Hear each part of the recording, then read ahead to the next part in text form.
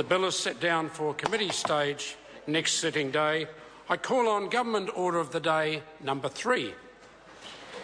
Crown Minerals Permitting and Crown Land Bill, second reading. The Honourable Simon Bridges. Mr Speaker, I move that the Crown Minerals Permitting and Crown Land Bill be now read a second time. I'd like to take this opportunity to thank the Chair, Jonathan Young, and members of the Commerce Committee for their work in considering this complex piece of legislation. I also acknowledge the time submitters took to provide their views to the committee. It is positive that the committee had the opportunity to hear views about mining from so many perspectives. This bill refreshes the Crown Minerals Act 1991 to support the government's objective of growing the mineral sector whilst ensuring even greater levels of health and safety and environmental oversight. New Zealanders rightly demand high standards from the mining sector, and this legislation is a key element in providing that assurance. This bill does not seek to replace existing legislation in relation to health and safety and environmental management.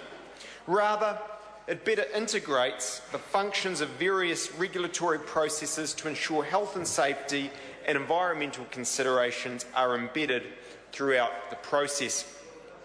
The majority of submitters agreed with the proposal to consider the health and safety and environmental capacity of permit applicants before permits are awarded.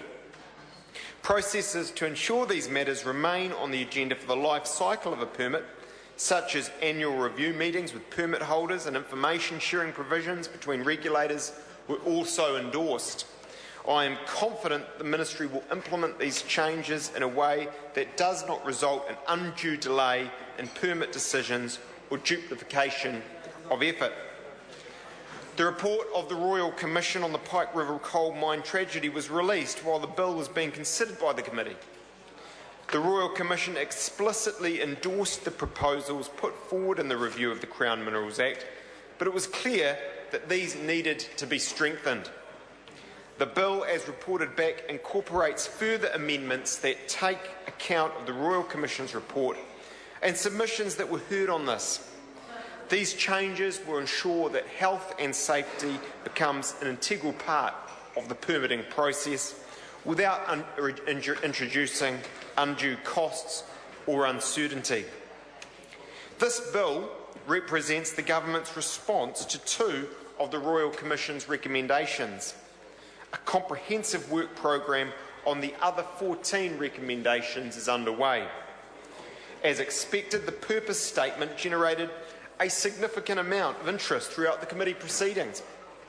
The purpose statement neatly encapsulated the government's desires for the sector. It intentionally, quote, promotes prospecting, exploration and mining for the benefit of New Zealand, but recognises that any activity must be undertaken in accordance with, quote, good industry practice. Embedding such a balance into the purpose statement makes it clear that permitting decisions will consider health and safety matters as well as the potential economic return to the Crown. This bill ensures the ongoing protection of Schedule 4 land. This protection is enhanced by automatically including any land that meets the criteria for inclusion in Schedule 4. Some concerns were raised that having Cabinet as the decision-maker for designation of high-value conservation land would erode the Minister of Conservation's role as steward of the conservation estate. This is not the case. It has always been a matter for the Cabinet to add land into Schedule 4. The reforms ensure this will happen as a matter of course. There was some objection to the Minister of Energy and Resources having a role in determining whether to grant access to Crown conservation land for mining, and inclusion of economic criteria into the decision into whether to grant a land access agreement. The bill retains these proposals, but ensures the role of the Minister of Energy and Resources is limited to the small number mining operations that have the potential to generate a significant economic return. Economic considerations will also take account of any direct impacts on other businesses that might be affected by the mining project. This bill is part of a package of reforms that responds to the Waitangi Tribunal's report on the management of the petroleum resource. It introduces a requirement for permit holders to report annually on their engagement with iwi and hapu. Some submissions suggested this requirement does not go far enough and should spell out detailed expectations on how permit holders should engage and the consequences of doing so. I'm of the view that it is a matter for permit holders and iwi to determine how to engage at a local level. Embedding such expectations in the legislation would be too limiting, given the diversity of iwi views on mining and their willingness to engage with permit holders. This requirement must be seen in the context of a broader range of reforms aimed at enhancing the relationships between permit holders, the Crown and iwi. Of note is the intent that New Zealand Petroleum and Minerals will provide operational support to assist creating relationships at a local level in the interests of all parties. I'm grateful to the submitters and the Select Committee whose thorough consideration has served to improve this legislation.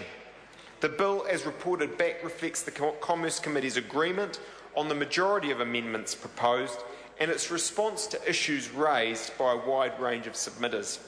It also includes a large number of technical amendments to improve the workability of the Act and bring it into line with modern drafting conventions. This bill is a key element in helping New Zealand realise its huge petroleum and mineral potential, while giving us the confidence that the regulatory system we have is robust.